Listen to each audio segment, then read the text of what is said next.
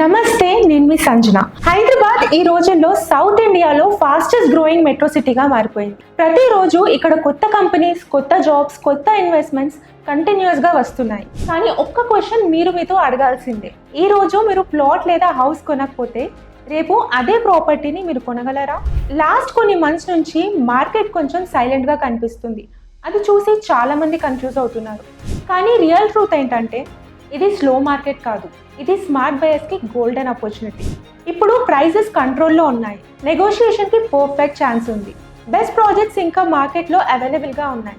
కానీ రేపు మార్కెట్ మళ్ళీ పీక్కి వెళ్ళిపోతే అదే ప్రాపర్టీ కోసం మీరు లక్షల్లో ఎక్కువ పే చేయాల్సి వస్తుంది. హైదరాబాద్ హిస్టరీ క్లియర్గా చెప్తుంది, ఇక్కడ రియల్ ఎస్టేట్ ఇప్పుడు పర్మనెంట్గా డౌన్ అవ్వదు, కొంచెం టైం తీసుకొని మళ్ళీ స్ట్రాంగ్గా బౌన్స్ బ్యాక్ అవుతుంది. సో ఇప్పుడే ఆలోచించండి, స్మార్ట్గా ప్లాన్ చేయండి, ఇమీడియట్గా యాక్షన్ తీసుకోండి. ఎందుకంటే ఈ రోజు తీసుకున్న డెసిజన్ మీ రేపటి ఫినాన్షియల్ ఫ్యూచర్ని డిసైడ్ చేస్తుంది. రేపు రేట్స్ పెరిగాక అప్పుడే కొనాల్సింది అని రిగ్రెట్ ఫీల్ అవ్వకండి.